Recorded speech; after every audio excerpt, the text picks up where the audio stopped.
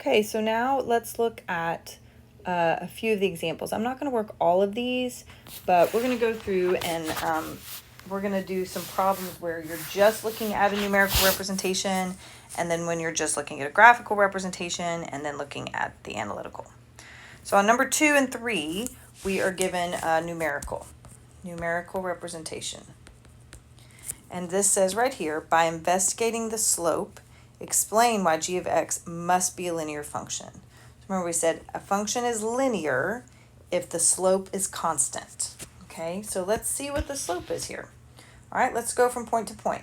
If I look at the change in y here, from -5 to -2, that's a change of +3.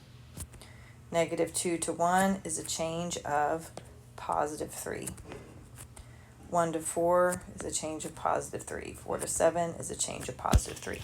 So the y is changing the same every time, but let's make sure, right? Let's make sure that the x is also changing.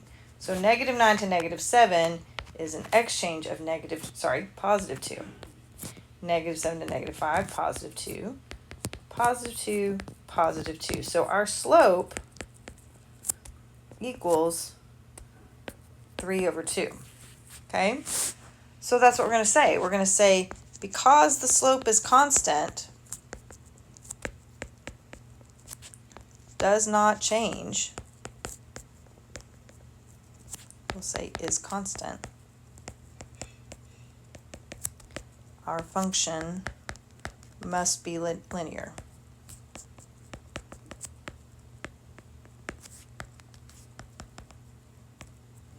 Okay, that is the definition of a linear function. A function for who the slope does not change. Same slope the whole time. So our slope is 3/2 the whole time. All right, let's look at left-in behavior. So if we're just looking at the numerical, we're looking as x gets really negative. So if I'm looking on my table of values, I'm heading in the negative direction for x. So as x is going really negative, it looks like my y values are getting more and more negative also. So because x is heading to negative infinity, y is also getting more negative. So as x heads to negative infinity, y is also approaching more and more negative numbers, negative infinity. If we go on the right side, that means as x gets larger, so now we're moving the opposite direction on the table. As x gets larger, what is the y value doing? It is also getting larger. So that means that we are moving in a positive increasing direction. All right. It says to find the equation of g of x. We're going to do that like we did last time. We know we've got a linear function. So it's going to be g of x equals ax plus b. We know the slope is 3/2. We don't know the y-intercept, but we can pick a point, an x and a y to plug in here, right? I'm going to color this one orange. So I'm going to pick this x and this y to plug in, that point. You can pick any of the points. In fact, at your table, everybody pick a different point and see if you get the same equation. You should. All right, so I'm going to plug in a 7 for y, and I'm going to plug in a -1 for x. I'm going to solve for b. So that gives me 7 equals -3/2 plus b. I'm going to add 3/2 to both sides. So b is going to equal 7 plus 1.5 is going to be 9.5, or sorry, 8.5. Or I can do 14/2 plus 3/2 equals 17/2. I like that. Or that's going to be 8.5, which is what we said. All right, so my equation ends up being g of x equals 3/2 x plus 8.5. That will work. That's just fine.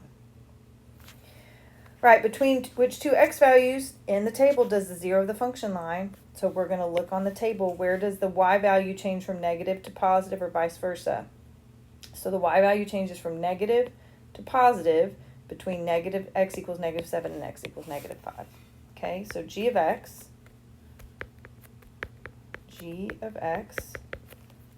changes from -2 to +1 as it goes from x equals -7 to x equals -5. We'll say between instead.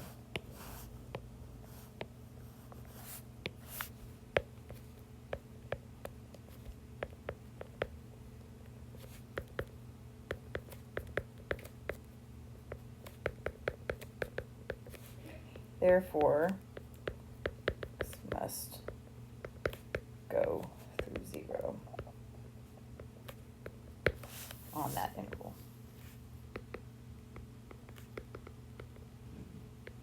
Okay, and it says use the equation to find the 0.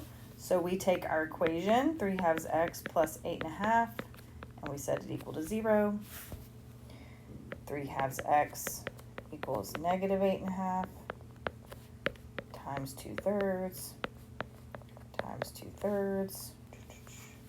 And if I work that out, I get x equals -5.666.